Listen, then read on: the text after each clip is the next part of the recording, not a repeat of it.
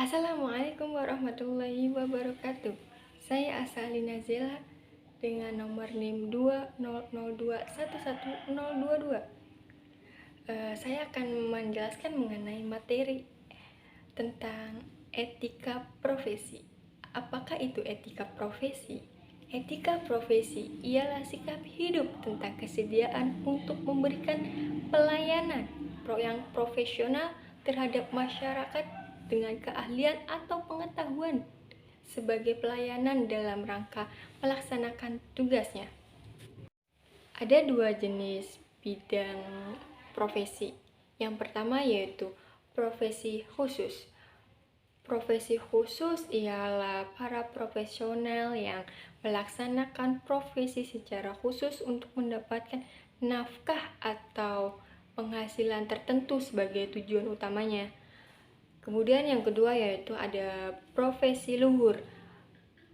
Profesi ini para pelaku profesional yang melaksanakan profesinya tidak lagi untuk mendapatkan nafkah sebagai tujuan utamanya, tetapi sudah merupakan dedikasi atau jiwa pengabdiannya semata-mata saja.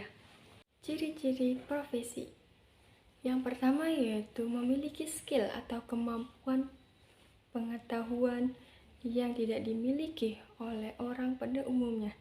Yang kedua, memiliki kode etik yang merupakan standar moral bagi setiap profesi yang dituangkan secara formal, tertulis, dan normatif. Yang ketiga, memiliki tanggung jawab dan integritas pribadi terhadap dirinya dan publik.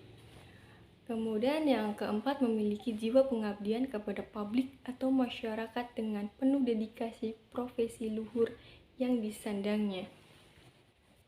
Kemudian yang kelima, otonomisasi organisasi profesional atau ialah memiliki kemampuan untuk mengelola organisasi.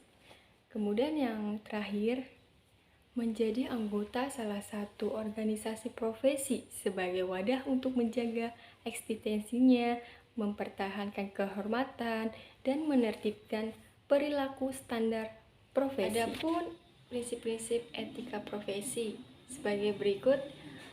Yang pertama, tanggung jawab. Setiap penyandang profesi tertentu harus memiliki rasa tanggung jawab terhadap profesinya, yakni tanggung jawab terhadap pelaksanaan pekerjaan dan tanggung jawab terhadap dampak atau akibat tindakan dari pelaksanaan profesi. Yang kedua, kebebasan. Para profesional memiliki kebebasan dalam menjalankan profesinya tanpa ragu-ragu. Yang ketiga, kejujuran. Jujur dan setia serta merasa terhormat pada profesi yang disandangnya, mengakui kelemahannya, dan tidak menyombongkan diri. Yang keempat, keadilan. Setiap profesional memiliki kewajiban dan tidak dibenarkan melakukan pelanggaran terhadap hak milik orang lain ataupun organisasi.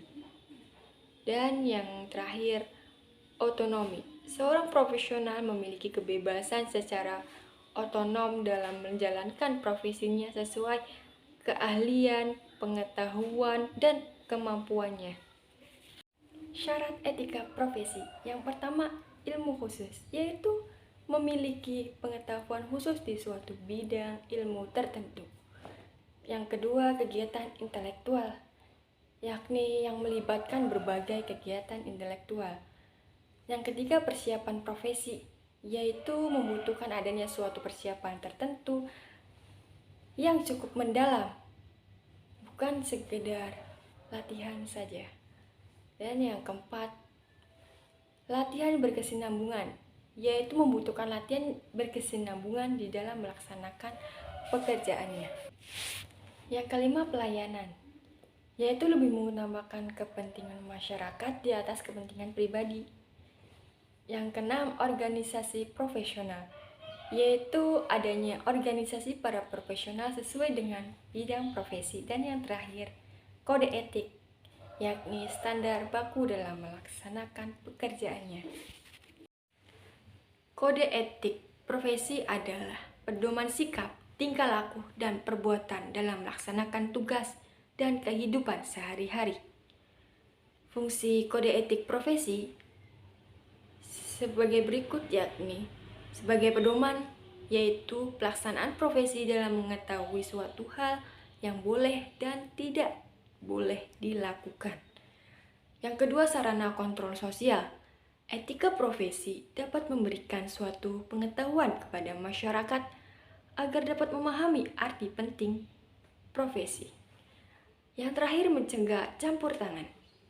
Para pelaksana profesi dilarang mencampuri pelaksanaan profesi perusahaan lainnya. Contoh etika profesi. Suatu ketika dosen mendapatkan komplain dari mahasiswa mengenai nilai yang kurang baik yang didapatkan oleh mahasiswa tersebut.